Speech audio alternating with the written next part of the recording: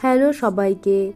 আজকে আমি সকাল সকাল ঘুম থেকে উঠে পড়েছি, কারণ আজকে যে আমার গন্তব্যে ফেরার পালা। মানে আজকে আমি প্রায় 13 দিন পর ফিরে যাচ্ছি সেকেন্দ্রাবাদে। আর এবার আমি সাথে করে নিয়ে যাচ্ছি আমার মাকে। সকালবেলা ঘুম থেকে উঠে স্নান সেরে গুছিয়ে দুজন মিলে বেরিয়ে পড়েছি গন্তব্যে পৌঁছানোর জন্য। এখন আমরা দুজনে যাচ্ছি শিয়ালদা থেকে শালিমার স্টেশনের দিকে। ওই দূরে গঙ্গা, সবুজের মেলা আর ওই বিদ্যাসাগর সেতুর ওপর থেকে যেতে আমার খুবই ভালো লাগছিল। আর এভাবেই দেখতে দেখতে আমরা ফাইনালি পৌঁছে গেছি শালিমার স্টেশনে।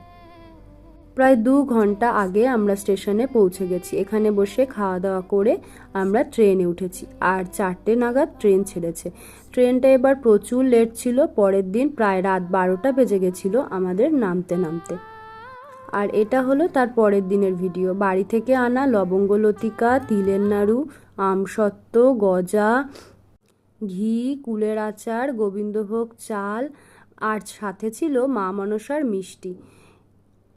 এভাবেই আমাদের দিনটা কেটে গেল। আর আপনাদের সঙ্গে দেখা হচ্ছে আবার কাল। আজকের মতো আসি, টাটা।